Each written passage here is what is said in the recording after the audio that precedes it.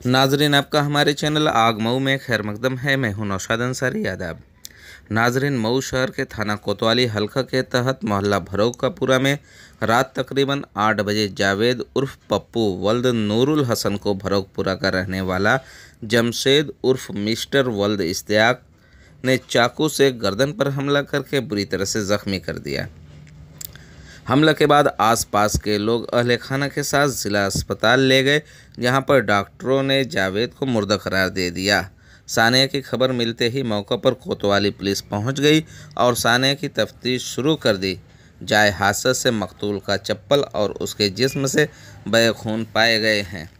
बेरहमी से किए गए कत्ल की इत्तला पुलिस कप्तान सुशील घुले चंद्रभान को हुई तो वो भी कोतवाली सदर पहुंचकर पूरे हालात का बारीकी के साथ मुआयना किया। कत्ल के असबाब को तलाश करते हुए पुलिस ने बताया कि लॉकडाउन के दौरान एक गुमती को रखे जाने को लेकर तनाज़ा पैदा हुआ था और रात सब्जी खरीदने के दौरान हुए तनाज़े के बाद जमशेद उर्फ मिस्टर ने जावेद की गर्दन पर बेरहमी के साथ चाकू से हमला कर दिया, जिसकी वजह से जावेद की मौत वाक़ हो गई।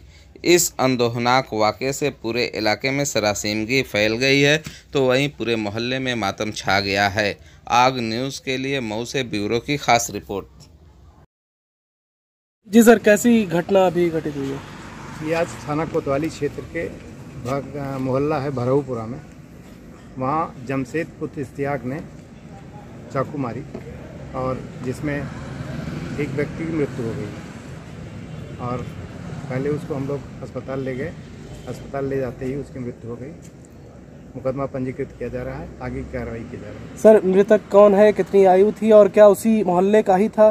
क्यों आखिर हमला हुआ? ये मृतक की आयु 35 से 36 साल है, उसी मोहल्ले का है, दोनों पट्टीदार हैं। लॉकडाउन के समय में ये लोग गुमटी के लेके रखने को लेके इनमें विवाद हुआ था।